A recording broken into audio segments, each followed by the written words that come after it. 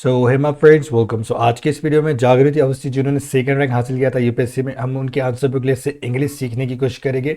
अगर आप भी इंग्लिश सीखने में इंटरेस्टेड है यूपीएससी के लिए स्पेशली, सो आप इस चैनल को फॉलो कर सकते हैं। इस वीडियो को लाइक करें, ज़्यादा से ज़्यादा अपना प्यार दें ताकि आपके जो लाइक है वो हमें इंस्पायर कर सके, और कमेंट करके दिखाएं आपको ये वीडियो कैसे लगते हैं। तो चलिए हम हमारा वीडियो शुरू करते हैं। सो दादा भाई नौरोजी लेफ्ट। ओके, देखिए लीव का सेकंड फॉर्म है सिंपल पास्ट टेंस। जैसे मैं जाता हूँ, मैं गया कैसे बोलूंगा मैं, आई वेंट। मैं भेजा, आई सेंट। तो हम क्या करते हैं, वर्ब की सेकंड फॉर्म इस्तेमाल करते हैं, और यहाँ पे वर्ब की फर्स्ट फॉर्म क्या होती है, लीव थी, तो इसका लेफ्ट है। Dadabhai Naoroji left and indelible imprint. Indelible के मायने होता है लाइक कुछ तो भी ऐसा निशान, कुछ ऐसी चीज जो आप रिमूव नहीं कर सकते। ओके, उसे कहेंगे हम इनडेलिबल इम्प्रिंट, यानी कोई भी स्टैम्प। सो ऐसा कोई स्टैम्प, ऐसा कोई मार्क, यहाँ पे देखिए छाप लिखा हुआ, मिट छाप, यानी जो अब मिटाई नहीं जा सकती, इस तरीके से बोलेंगे। On the national movement, national movement पर इन्होंने एक ऐसी छाप छोड़ दी थी, छोड़ा था। ओके, ये हमें क्या करना है, एक्सप्लेन करना है दादा भाई नौरोजी ने जो किया था। तो इस तरीके से ये क्वेश्चन है। So Naoroji is often referred as the grand old man of India. Okay, so is often, ये हमने बार बार देखी, वर्ब की थर्ड फॉर्म है। क्या संदर्भित किस तरह से बताया जाता है नौरोजी को कि ये एक grand old man of India है। Okay, for his pioneering wisdom regarding national identity। अब देखिए for his pioneering wisdom, मतलब for his मतलब उनके जो wisdom थे, pioneering मतलब क्या बोलेंगे, pioneering के मायने क्या होता है, हिंदी में तो अग्रणी मायने है, लेकिन इंग्लिश में बोले तो involving new ideas और methods, मतलब जो ऐसा कोई मेथड्स जो नया हो, मतलब नए मेथड्स वगैरह जिसमें इन्वॉल्व हो, उस तरीके से wisdom यानी जो अक्लमंदी होती है उसके लिए। रिगार्डिंग नेशनल आइडेंटिटी, ओके, मतलब किसके मुतालिक, किसके रिलेटेड, नेशनल आइडेंटिटी के रिलेटेड। तो देखिए Naoroji is often referred as the grand old man of India for his pioneering wisdom regarding national identity. Okay, so उन्हें क्या किया जाता है, रिफर किया जाता है grand old man of India for his, किस वजह से, उनके पायनियरिंग जो उनके जो अकल थी, मतलब नए नए मेथड्स लाते थे, नए आइडियाज लाते थे, या फिर बहुत आगे आगे रहते थे उससे रिलेटेड नेशनल आइडेंटिटी में। ओके, तो ये सारा चीज़ें है। सो क्या है, प्रोपोगेटेड है, propagated the cause of India's welfare abroad. Okay, तो इन्होंने क्या किया, जो हमारा क्या प्रोपोगेट करना क्या होता है, मतलब प्रचार करना, प्रचार किया दादा भाई नौरोजी प्रचार। ओके, प्रोपोगेटेड यानी प्रचार किए काउज ऑफ इंडियाज, मतलब काउज ऑफ इंडिया यानी जो हमारा क्या मकसद है, हमें क्या चाहिए। ओके, इस तरीके से बोलेंगे हम, ऑफ इंडियाज वेलफेयर, इंडिया का वेलफेयर हमारा जो अच्छा होना चाहिए, अब्रॉड यानी बाहर जाकर उन्होंने क्या किया, प्रचार किया कि इंडिया का वेलफेयर हो, इंडिया के क्या इंडिया चाहता है, ये सारी चीज़ें उन्होंने क्या की, बाहर जाकर प्रचार की। ओके, यानी अब्रॉड जाकर। फिर देखिए ईस्ट इंडिया एसोसिएशन। ओके, मैं थोड़ा सा इसे नीचे ले लेता हूँ।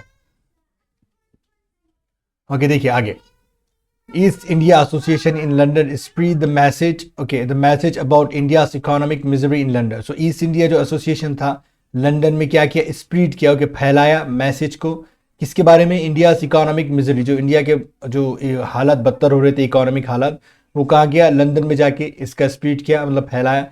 Elected to the English legislature in London. Okay, और यहाँ पे कहाँ पे इलेक्ट हुए थे ये, इंग्लिश लेजिस्लेचर में, लंदन में। And use it to voice India's concern, और यूज इट टू मतलब इसी को उन्होंने किस तरीके से इस्तेमाल किया, टू वॉइस यानी देखिए वर्ब की तरह इस्तेमाल है, मतलब आवाज़ उठाने के लिए, इंडियाज कंसर्न, जो भी इंडिया के हमारे चीज़ें थी उसके बारे में बातें बताने के लिए उन्होंने उसे इस्तेमाल किया, इस तरीके से हम कहेंगे। फिर देखिए economic awakening through drain of wealth theory. Okay, economic awakening मतलब जो जागरूकता होनी चाहिए, इकोनॉमिक किस तरीके से काम करना है, किस तरीके से हमें हर चीज़ें इस्तेमाल करनी है, वो सारी चीज़ें किस तरीके से, किसकी थ्योरी की बदौलत उन्होंने ये किया, ड्रेन ऑफ वेल्थ थ्योरी, इसकी मदद से इकोनॉमिक अवेकनिंग लेकर आए। हाईलाइटेड, देखिए हमने पिछली भी वीडियो में देखा था, हाईलाइटेड एक्सप्लॉयटेशन। ओके, मतलब किस पर जोर दिया, exploitation of economy by the British, किस तरीके से वो इकोनॉमी को हमारे मतलब एक्सप्लॉयट कर रहे थे, हमें टॉर्चर कर रहे थे, हमारे इकोनॉमी को बर्बाद कर रहे थे ब्रिटिश के द्वारा, उस पर भी उन्होंने जोर दिया। By draining wealth in, okay, in the form of salaries, pension, gifts and individual. तो उन्होंने किस तरीके से हमारे डैमेज कर रहे थे, हमारी इकोनॉमी को एक्सप्लॉयट कर रहे थे। ड्रेनिंग वेल्थ मतलब ड्रेनिंग यानी क्या है, ड्रेन देखिए हमारी जैसे बैटरी ड्रेन होती है, मतलब बैटरी खत्म हो जाती है, तो इसी तरीके से ड्रेनिंग वेल्थ यानी हमारे जो वेल्थ है, धन है, उसको खत्म कर रहे थे। इन द फॉर्म ऑफ, किस तरीके से, सैलरीज के फॉर्म में, पेंशन के फॉर्म में, गिफ्ट्स के फॉर्म में, ओके, डिविडेंड्स के फॉर्म में ब्रिटिश ये सारे इस्तेमाल कर रहे थे और हमारी इकोनॉमी को बर्बाद कर रहे थे।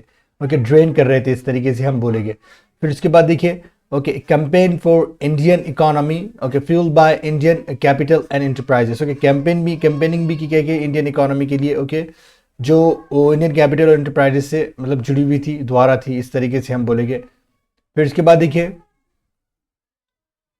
फिर क्या है, this help in national awakening. Okay, ये क्या क्या राष्ट्रीय तौर पर हमें जागरूकता लाने में मदद किया, ये सारी चीजें उन्होंने जो की। Give slogan of no taxation without representation.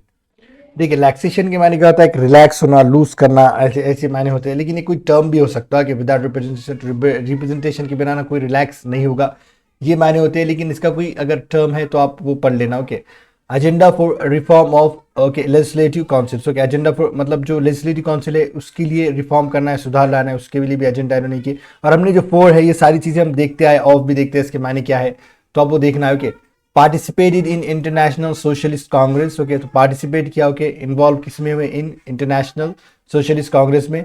And enforce India's early commitment to a welfare based national order.